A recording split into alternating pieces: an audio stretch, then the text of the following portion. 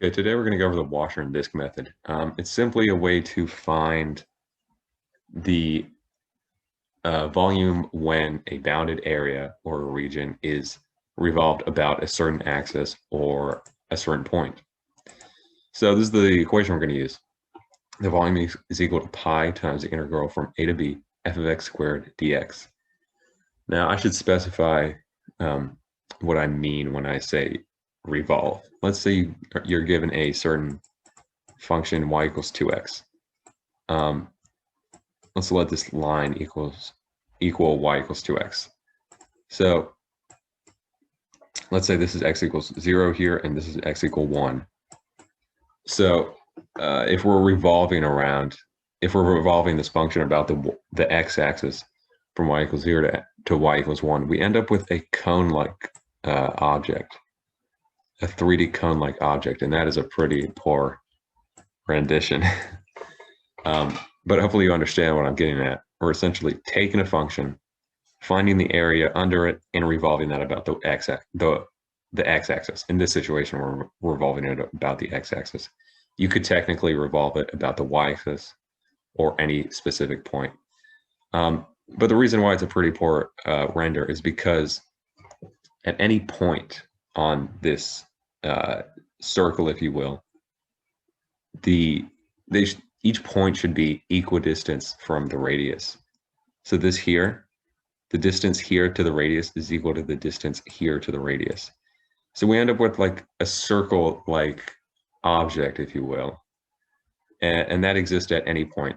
The area will represent a circle, because imagine you're taking a point and you're just revolving it around a center. That's what we're doing, except we're doing it many, many times.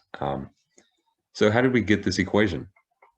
Well, we know that at any index, the area is equal to pi r squared, because that represents a circle. However, the radius, as I stated, is essentially f of x, if you will, because this is going to be our y value. This is equidistance from here. And so it actually represents a radius. The value represents the radius. And so let's replace r with f of x. So we end up with a equals pi times f of x squared, and hopefully you can see where I'm going from here. Because as I said earlier, it's not one circle, it's many, many circles. A circle only exists at a particular index. However, when you take that index over an interval, we end up with a 3D object, and that 3D object in this case is a cone.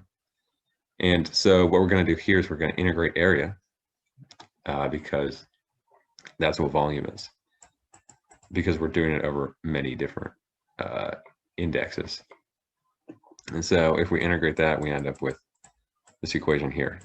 B and A represent the values, or the interval, I should say. And so that's how we ended up with the equation. Okay, so what happens if we integrate y equals 2x, like I did earlier? What happens if we revolve y equals 2x about the y-axis rather than the x-axis? Well, first, let's just I'll show you again what I did when I rotated about the x-axis. So let's let this equal y equals 2x. We're rotating it about the x-axis. It's going to look like this. However, when we're rotating about the y-axis, it's going to look more like this. Or at least our 3D object looks a bit like this. And so instead of using what we did earlier, the volume equals pi integral of a to b f of x squared, instead we're going to replace f of x with essentially f of y, if you will. We're going to isolate x and this such that this equation, or the function we use, is in respect to y. But that's not all you have to do. You have to replace the indexes, the interval, into terms of y. So earlier we had from x equals 0 to x equals 1. Rather, we have to use y equals 0 to y equals 1 to y equals 2. So if we were to normally rotate about the x-axis, we would end up with y equals volume equals pi times 0 to 1 4x squared dx. However, since we're rotating about the y-axis, the volume is equal to pi times the integral from 0 to 2 y squared over 4 dy. And we use dy because we're integrating with respect to y rather than respect to x. Okay, so this is example problem 1. It states that there is a curve y equals the square root of x, and it's being rotated about the y-axis, and we're trying to find the volume from y equals 1 to y equals 3. So let's illustrate this. Is going to represent our function, and let's say this is y equals 1 and this is y equals 3. So this is going to be our rendition. We're essentially trying to find the volume of this cone. I actually don't know what shape this is. Let's just call it a cone. So we already have the integral. The integral we're given is already in terms of y.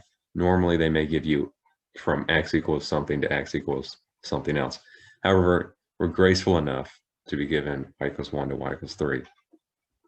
However, the equation we're given, y equals the square root of x, is not in terms of y. We have to isolate x, so we're going to square both sides such that x is equal to y squared. So now we can just use our formula that we were given earlier.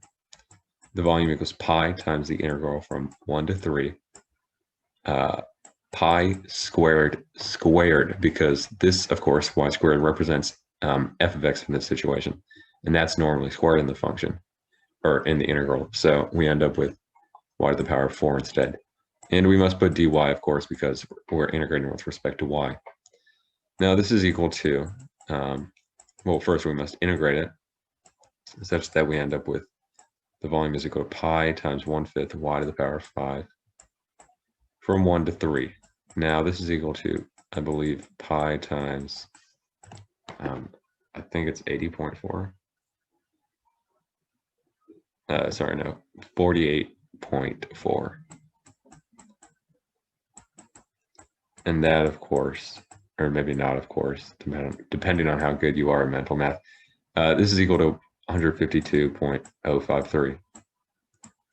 So the volume of the square root of x, when rotated about the y-axis from y equals 1 to y equals 3, is equal to 152.053. Okay, so this is example problem 2. We're given the two curves y equals x squared and y equals 1 over x. We're told to rotate about the x-axis from x equals 1 to x equals 2. So let's illustrate what's going on here. I'm only going to draw the functions in the first quadrant because, again, we're only revolving from 1 to 2. So x squared, this is going to represent x squared, and this is going to represent 1 over x. Now, I should have stated earlier, well, this is the washer method. You should know that because we are revolving a bounded area. And a bounded area in this case is just one function minus another. But I should have stated this earlier. When using the washer method, the top method, if you will, represents f of x, and the bottom represents g of x. And since from x equals 1 to x equals 2, x squared is the top method because it's above 1 over x. So when using the washer method, f of x in this case will represent x squared, and g of x will represent 1 over x. So the volume is equal to pi times 1 to 2 x squared because x squared represents f of x. So x to the power of 4 minus 1 over x squared, because 1 over x squared is just 1 over x all to the power of 2. And of course, we're going to have to throw dx at the end because we're integrating with respect to x. So what we're going to do from here is integrate. The volume is equal to pi times 1/5 x to the power of 5 plus 1/x, all from 1 to 2. Now, this is simply equal to pi times 1/5 2 to the power of 5 plus 1/2 minus 1/5 minus 1. Okay, so this is equal to pi times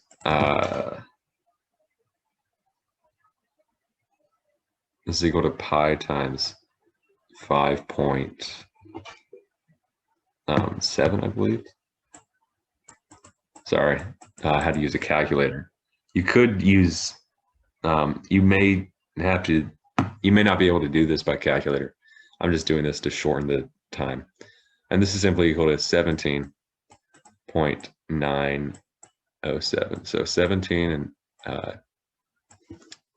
907 thousandths is what the volume is in this case.